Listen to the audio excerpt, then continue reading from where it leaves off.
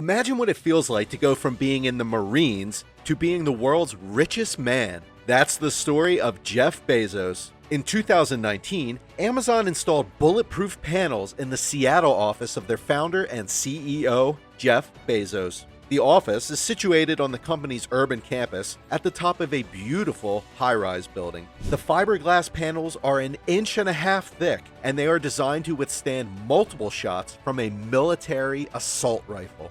According to the manufacturer, they meet the highest level of bullet and blast resistance. The project began in the spring of 2018, and it cost Amazon $180,000, according to building permits filed with the city of Seattle. The project also demonstrates the lengths Bezos is willing to go to guard against real or perceived threats as his public profile grows. Welcome to Rich Addict. Today, we will be looking at the insane lengths Amazon goes to protect its founder, Jeff Bezos.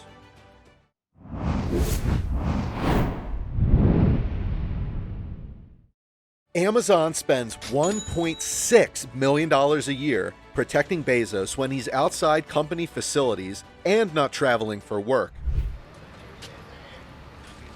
Jeff, what made you want to pull out of New York?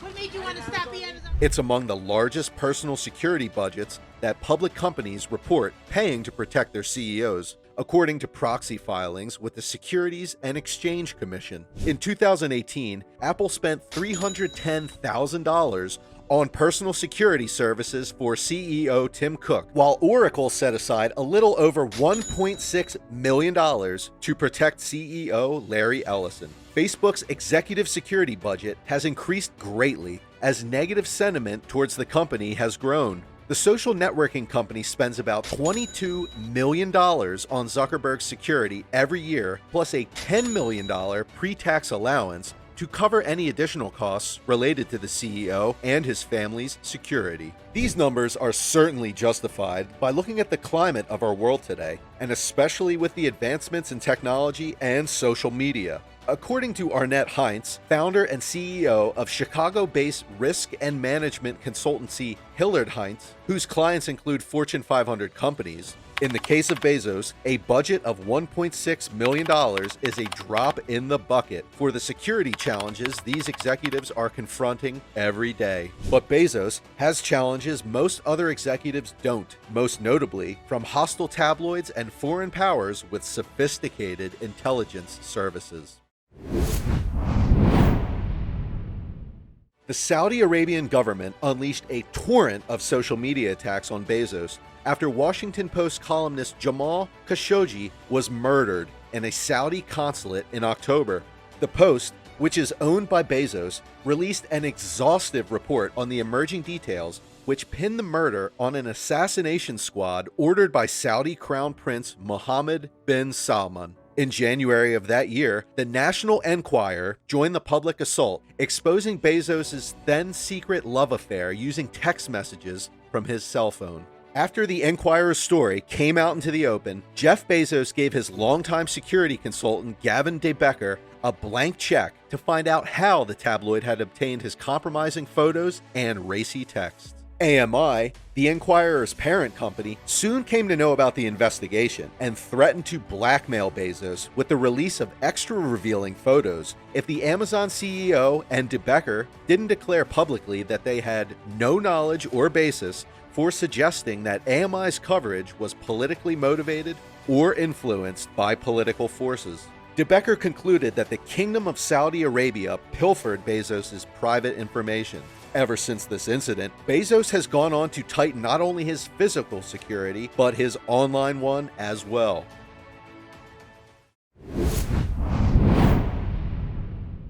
A large amount of Amazon's security operations, which protect Bezos, aren't broken out separately in SEC filings. Amazon has, in recent years, started beefing up security for Bezos' top lieutenants, worldwide consumer chief Jeff Wilke and Andy Jassy, who heads Amazon's cloud business. The Seattle company spent about $75,000 to protect Jassy and Wilke outside company facilities and business trips last year, more than double their security expenditures in 2017. In 2018, Wilkie's office was outfitted with bulletproof glass, blast-resistant doors, and panic buttons as part of a $3.4 million high-security renovation project. Another thing to note is that an elite group of guards known as Executive Protection Agents is charged with protecting senior executives. According to a recent job posting for the position, these agents, who have backgrounds in the Marines, United States Secret Service, and on SWAT teams, execute security and logistical plans when senior executives make public appearances or travel within and outside the community, evacuate them during workplace crises, and maintain a database of communications and personnel who pose potential threats to the executives.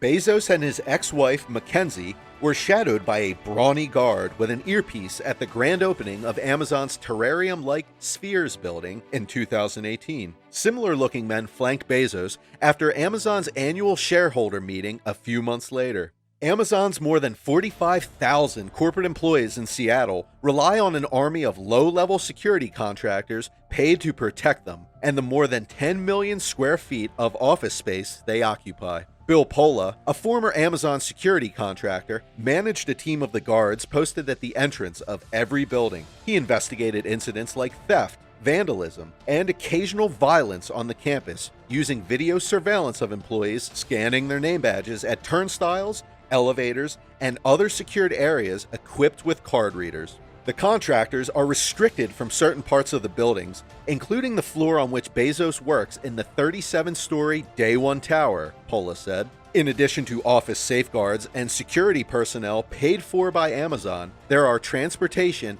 and home protection costs that likely come out of Bezos' own pocket. Bezos travels on a Gulfstream G650 private jet valued at $65 million, which he purchased through his holding company, Poplar Glen, in 2015. His Seattle area home is worth nearly $80 million, according to the King County Assessor's Office, and Bezos paid $23 million for the former textile museum in Washington, D.C. Securing these properties and Bezos' numerous other estates can be costly. The truth is that a lot of people with significant wealth, like that of Bezos, don't even bother to let their companies cover their security detail. They just pay for it themselves.